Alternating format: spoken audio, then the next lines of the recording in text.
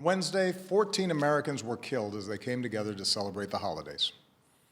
They were taken from family and friends who loved them deeply. They were white and black, Latino and Asian, immigrants and American-born, moms and dads, daughters and sons. Each of them served their fellow citizens, and all of them were part of our American family. Tonight, I want to talk with you about this tragedy, the broader threat of terrorism, and how we can keep our country safe. The FBI is still gathering the facts about what happened in San Bernardino, but here's what we know. The victims were brutally murdered and injured by one of their co-workers and his wife. So far, we have no evidence that the killers were directed by a terrorist organization overseas or that they were part of a broader conspiracy here at home. But it is clear that the two of them had gone down the dark path of radicalization, embracing a perverted interpretation of Islam that calls for war against America and the West. They had stockpiled assault weapons, ammunition, and pipe bombs. So this was an act of terrorism designed to kill innocent people. Our nation has been at war with terrorists since al-Qaeda killed nearly 3,000 Americans on 9/11. In the process, we've hardened our defenses, from airports to financial centers to other critical infrastructure. Intelligence and law enforcement agencies have disrupted countless plots here and overseas and worked around the clock to keep us safe. Our military and counterterrorism professionals have relentlessly pursued terrorist networks overseas, disrupting safe havens in several different countries, killing Osama bin Laden, and decimating al-Qaeda's leadership. Over the last few years, however, the terrorist threat has evolved into a new phase.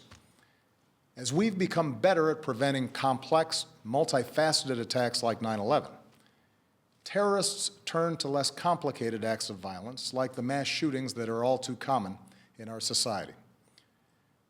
It is this type of attack that we saw at Fort Hood in 2009, in Chattanooga earlier this year, and now in San Bernardino. And as groups like ISIL grew stronger amidst the chaos of war in Iraq and then Syria, and as the internet erases the distance between countries, we see growing efforts by terrorists to poison the minds of people like the Boston Marathon bombers and the San Bernardino killers. For 7 years, I have confronted this evolving threat each and every morning in my intelligence briefing. And since the day I took this office, I have authorized U.S. forces to take out terrorists abroad precisely because I know how real the danger is. As Commander-in-Chief, I have no greater responsibility than the security of the American people. As a father to 2 young daughters, who are the most precious part of my life, I know that we see ourselves with friends and coworkers at a holiday party like the one in San Bernardino. I know we see our kids in the faces of the young people killed in Paris. And I know that after so much war, many Americans are asking whether we are confronted by a cancer that has no immediate cure. Well, here's what I want you to know. The threat from terrorism is real, but we will overcome it. We will destroy ISIL and any other organization that tries to harm us. Our success won't depend on tough talk or abandoning our values or giving in to fear. That's what groups like ISIL are hoping for. Instead, we will prevail by being strong and smart, resilient and relentless, and by drawing upon every aspect of American power. Here's how. First, our military will continue to hunt down terrorist plotters in any country where it is necessary. In Iraq and Syria, airstrikes are taking out ISIL leaders, heavy weapons, oil tankers, infrastructure. And since the attacks in Paris, our closest allies, including France, Germany, and the United Kingdom, have ramped up their contributions to our military campaign, which will help us accelerate our effort to destroy ISIL. Second, we will continue to provide training and equipment to tens of thousands of Iraqi and Syrian forces fighting ISIL on the ground so that we take away their safe havens. In both countries, we're deploying special operations forces who can accelerate that offensive. We've stepped up this effort since the attacks in Paris and will continue to invest more in approaches that are working on the ground. Third, we're working with friends and allies to stop ISIL's operations, to disrupt plots, cut off their financing, and prevent them from recruiting more fighters. Since the attacks in Paris, we've surged intelligence sharing with our European allies. We're working with Turkey to seal its border with Syria. And we are cooperating with Muslim-majority countries and with our Muslim communities here at home to counter the vicious ideology that ISIL promotes online. Fourth, with American leadership, the international community has begun to establish a process and timeline to pursue ceasefires and a political resolution to the Syrian war. Doing so will allow the Syrian people and every country, including our allies, but also countries like Russia, to focus on the common goal of destroying ISIL, a group that threatens us all. This is our strategy to destroy ISIL. It is designed and supported by our military commanders and counterterrorism experts, together with 65 countries that have joined an American-led coalition.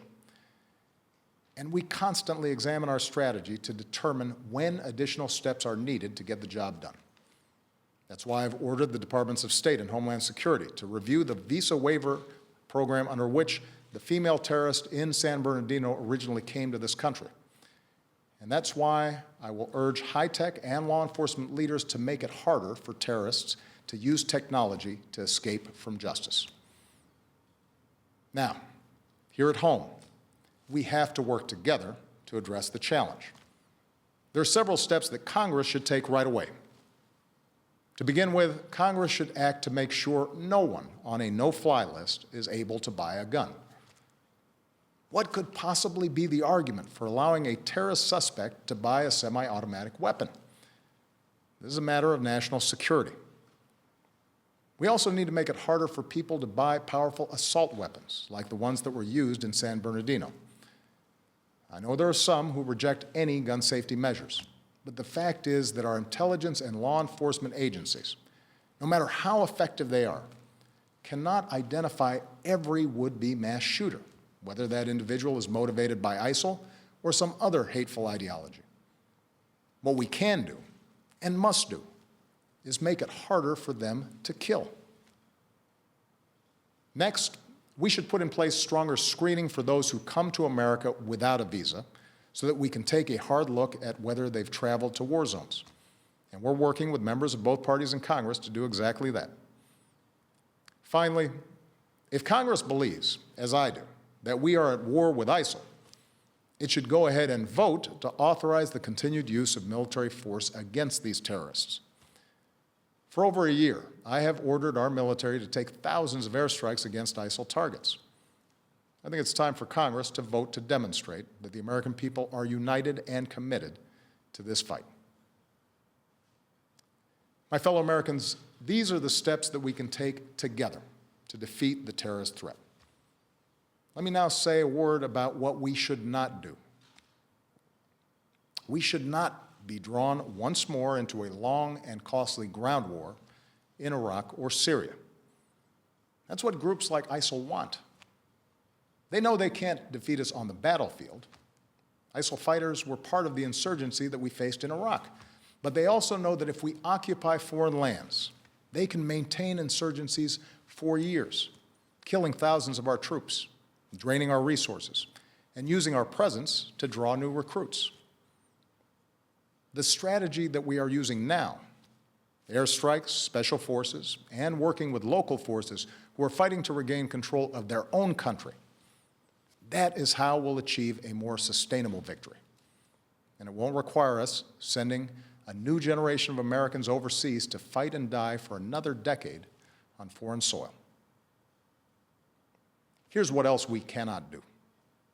We cannot turn against one another by letting this fight be defined as a war between America and Islam. That, too, is what groups like ISIL want. ISIL does not speak for Islam. They are thugs and killers, part of a cult of death. And they account for a tiny fraction of more than 1 billion Muslims around the world, including millions of patriotic Muslim Americans who reject their hateful ideology. Moreover, the vast majority of terrorist victims around the world are Muslim. If we're to succeed in defeating terrorism, we must enlist Muslim communities as some of our strongest allies, rather than push them away through suspicion and hate. That does not mean denying the fact that an extremist ideology has spread within some Muslim communities. There's a real problem that Muslims must confront without excuse. Muslim leaders here and around the globe have to continue working with us to decisively and unequivocally reject the hateful ideology that groups like ISIL and al-Qaeda promote, to speak out against not just acts of violence, but also those interpretations of Islam that are incompatible with the values of religious tolerance, mutual respect, and human dignity. But just as it is the responsibility of Muslims around the world to root out misguided ideas that lead to radicalization, it is the responsibility of all Americans, of every faith, to reject discrimination. It is our responsibility to reject religious tests on who we admit into this country. It's our responsibility to reject proposals that Muslim Americans should somehow be treated differently. Because when we travel down that road, we lose. That kind of divisiveness, that betrayal of our values, plays into the hands of groups like ISIL. Muslim Americans are our friends and our neighbors, our co-workers, our sports heroes. And yes, they are our men and women in uniform who are willing to die in defense of our country. We have to remember that. My fellow Americans, I am confident we will succeed in this mission because we are on the right side of history. We were founded upon a belief in human dignity, that no matter who you are or where you come from or what you look like or what religion you practice, you are equal in the eyes of God and equal in the eyes of the law. Even in this political season, even as we properly debate what steps I and future presidents must take to keep our country safe, let's make sure we never forget what makes us exceptional. Let's not forget that freedom is more powerful than fear. That we have always met challenges, whether war or depression, natural disasters or terrorist attacks, by coming together around our common ideals as one nation and one people. So long as we stay true to that tradition, I have no doubt that America will prevail. Thank you. God bless you, and may God bless the United States of America.